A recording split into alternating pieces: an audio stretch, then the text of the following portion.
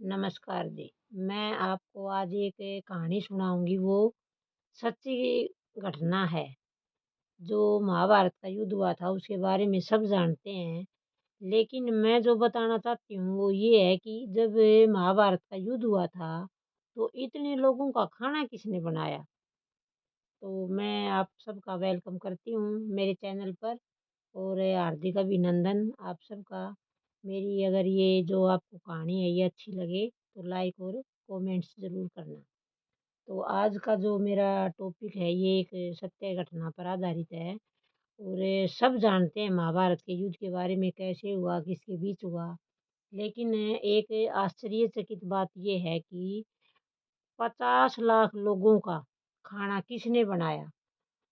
तो ये जब ये दोनों सेनाएँ इकट्ठी हुई, और इसको अगर हम पहला विश्व युद्ध कहें तो ये गलत नहीं होगा, क्योंकि लगभग सभी देशों के राजाओं ने इसमें हिस्सा लिया था। कुछ कौरवों की तरफ थे और कुछ पांडवों की तरफ थे। तो जब लास्ट में उडुपी नरेश आए, तो उन्होंने युद्ध में भाग लेने से इनकार कर दिया, और उसने कहा कि ये 2 मतलब भाइयों के बीच का युद्ध है, और मैं किसी की तरफ से भी युद्ध नहीं करूँगा। और उसने निर्णय लिया कि मैं दोनों सेनाओं का खाना बनाया करूँगा। तो ये भी एक सबसे बड़ी ज़िम्मेदारी थी, और ये ज़िम्मेदारी उडुपी नरेश ने उठाई थी। और ये नहीं कि उसने खाना बनाया हो, कभी भी उसका एक अन्न का दाना भी नहीं बचा करता। वो खाना बनाया भी करते और खाना खिलाया भी करते। पूरी ज़िम्मेवारी उनकी थी, उडुपी नरेश की। तो जब वो खाना बनाते थे तो सब दोनों तरफ की सेनाएँ हैरान थी, भई ये कैसे संभव है? कैसे पॉसिबल है? ये कुछ भी नहीं बचता, बिल्कुल पूरा-पूरा। और हर रोज़ युद्ध होता था, तो लाखों सैनिक मारे जाते थे। तो ये उडुपी नरेश को कैसे पता चलता है, भई आज इतने सैनिक मारे गए, और ये मतलब इतना अंदाज़े से खाना कैसे बनाता है? तो इस बात से सब हैरान थे, और हर रोज़ मतलब वो खाना बनाते और कभी भी खाना नहीं बचा, पूरा-पूरा खाना बनाया करते। तो जब 18वें दिन लास्ट में इसमें इनकी जीत हुई पांडवों की, और सारे इसको बधाई देने लगे, युधिष्ठिर का राज्याभिषेक होने लगा, तो वो मन में बहुत ही उत्सुक थे। सबसे पहले ये जानने के लिए, ये पूछने के लिए, भई मैं एक बात पूछना चाहता हूँ, उडुपी नरेश ने इतना कैसे संभव हुआ ये कि इन्होंने कभी भी खाना वेस्ट नहीं हुआ? और ये भई मैं ये जानना चाहता हूँ। सबसे पहले तो श्रेय जाता है श्री कृष्ण को, जिसकी वजह से हम युद्ध जीते।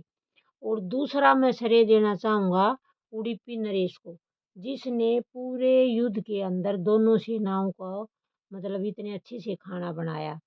तो फिर वो उनसे पूछने लगे, भई आप हमें बताओ ये बात कि आपको कैसे पता चलता था भई आज इतने सैनिक मारे गए, आज इतने?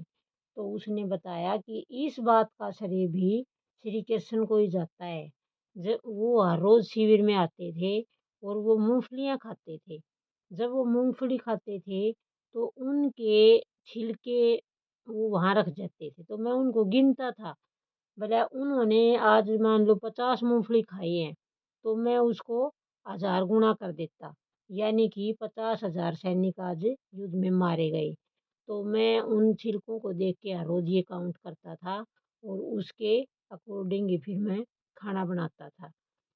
इस युद्ध में एक और था, 2 ऐसे इंसान थे जिन्होंने इस युद्ध में बिल्कुल कहीं भी कोई भागीदारी नहीं करी।